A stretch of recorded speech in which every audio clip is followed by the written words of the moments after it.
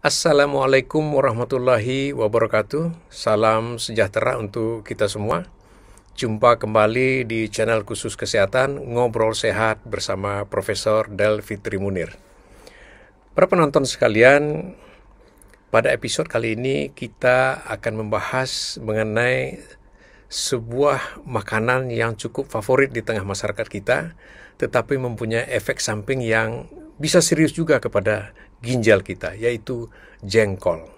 Kita akan bahas secara mendalam bersama pakar kesehatan ginjal, Dr. Riri Andri Muzasti, spesialis penyakit dalam, konsultan ginjal dan hipertensi, Vinasim. Alhamdulillah sudah hadir bersama kita pakar penyakit ginjal, Dr. Riri. Assalamualaikum, Dr. Riri. Waalaikumsalam, Prof. Salam sehat untuk kita semua ya, Prof. Alhamdulillah.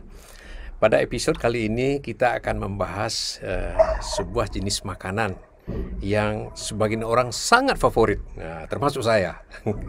Tetapi ini kalau berlebihan dimakan atau pada orang-orang yang sensitif terhadap ini masalah besar, ya, komplikasinya sangat hebat, yaitu makanan jengkol. Nah, kalau di Padang namanya jariang, gitu. Ya cukup enak ya. Dan ada yang tidak enak juga ya, kalau kamar mandi pagi sudah semuanya bilang tidak enak. Tapi waktu memakannya enak. Jadi ada orang-orang yang tidak suka dengan jengkol bukan karena tidak enak, tetapi karena kamar mandi paginya itu tidak enak katanya. Padahal dia juga sebetulnya menikmati rasa jengkol itu. Baik, Dr. Riri, ini jengkol ini tentu mengandung bahan-bahan kimiawi di dalamnya yang bisa juga mengganggu kesehatan ginjal kita.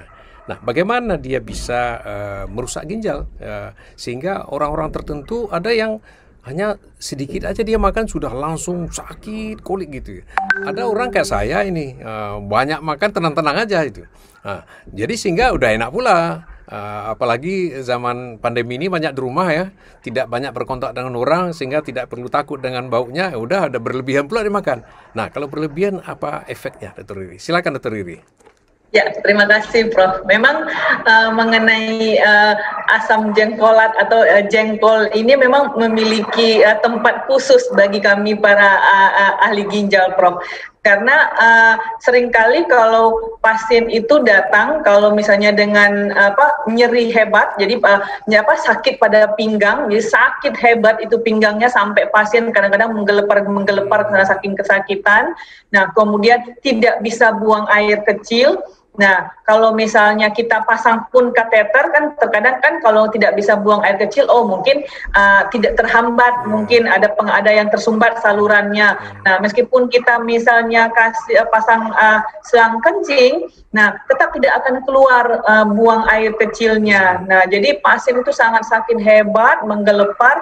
Nah, itu bahkan sampai pasien harus cuci darah, Prof. Nah, jadi kalau kita tanya kenapa bisa seperti ini, nah jadi kita tanya langsung asumsi kita bahwa pasien kita tanya langsung ini makan jengkol. Nah, hampir semua pasien menjawab iya, Prof. Nah, jadi akhirnya kita kalau punya pasien tadi yang nyeri hebat pinggang tiba-tiba kemudian nggak bisa kencing, maka kita akan langsung bertanya apa yang dimakan, apakah mengkonsumsi jengkol. Nah, itu jawabannya hampir semua berkata iya, Prof. Nah, jadi memang kalau tadi misalnya si asam uratnya, tadi kita bilang bahwa asam urat itu kan berbentuk jarum tajam-tajam. Nah, jadi mungkin asam urat inilah kemudian merusak saringan ginjal. Nah, kalau asam jengkolat ini memang secara kimiawinya dia itu akan merusak juga kepada ginjal, Prof. Nah, jadi ginjal ini rusak, kadang tidak bisa memproduksi. Jadi dia seperti kayak menyumbat saluran di ginjal itu sehingga kencing yang harusnya dialirkan lewat saluran tersebut tidak bisa teralirkan. Akibatnya kencing itu akan menumpuk di ginjal, Prof. Nah, kencing menumpuk di ginjal akan membuat ginjal menjadi membengkak. Nah, jadi ginjal itu kan normalnya seukuran kepala tangan kita ini kan, Prof. Nah, jadi apabila misalnya karena tadi salurannya tersumbat, saluran ginjal ini tersumbat, maka kencing itu tentu akan balik ke ginjal. Nah, ginjal tadi akan membengkak, Prof, karena ada kencing yang tersumbat di dalamnya. Nah, ginjal yang membengkak ini itu sangat hebat nyerinya, Prof. Nah, jadi akan dibilang ginjal membengkak. Nah, jadi ginjal yang membengkak dan sangat nyeri inilah yang kemudian kita putuskan pada pasien untuk menjalani cuci darah. Jadi kita cuci darah itu artinya kita buang tadi si asam jengkol atau jengkol-jengkol tadi yang menyumbat salurannya tadi, Prof. Nah, jadi jika dibuang si jengkol-jengkol tadi, maka kerusakan pada ginjalnya hilang dan ginjal akan kembali normal, Prof. Jadi ukurannya kembali normal. Jadi biasanya keracunan-keracunan jengkol ini biasanya akut. Jadi cuci darahnya tidak sama dengan cuci darah pada kasus-kasus yang kronis, Prof. Jadi biasanya hanya 1 atau 2 kali cuci saja, maka ginjal akan kembali normal. Nah, mungkin itu, Prof, mengenai si jengkol ini, Prof. Jadi sampai cuci darah juga ya. Nah, bagaimana kalau di tempat-tempat yang memang tak ada alat cuci darahnya di daerah-daerah tertentu? Apa yang bisa dilakukan ya orang keracunan jengkol ini, Dr. Riri? Nah, jadi memang keracunan jengkol ini kan karena dibilang kan asam jengkolat kan, Prof. Nah, jadi selain tadi memberi, tadi kan cuci darah itu kan pilihan terakhir sebenarnya, Prof. Kalau kita sudah tidak mampu, artinya kita evaluasi kencing nggak bisa keluar, pasien masih nyeri hebat, makin bengkak badannya kan, Prof. Nah, ini bisa sebelum itu terjadi, mungkin kita bisa berikan natrium bikarbonat, Prof. Jadi kita netralkan dengan memberi basa. Nah, jadi kan dia asam kan, Prof. Asam kita beri basa dengan harapan netral. Nah, kalau dia netral diharapkan tadi ya asam jengkolnya tadi itu akan luruh, Prof. Nah, jadi mungkin para pemirsa sahabat ini mungkin bisa beli natrium bikarbonat tablet kan, Prof. Nah, tetapi mungkin kalau untuk yang misalnya sudah dibawa ke rumah sakit, mungkin bisa diberikan infus apa itu, Prof, natrium bikarbonat atau melon. Nah, untuk membasahkan, artinya membuat netral si asam jengkolat sebelum mungkin dirujuk ke rumah sakit yang lebih tinggi. Jadi mungkin untuk di kitanya, kalau misalnya sesudah makan jengkol, kemudian merasa nyeri pinggang, nah sudah mulai ada merasa tidak enak, minumlah mungkin tadi tablet natrium bikarbonat tersebut, Prof.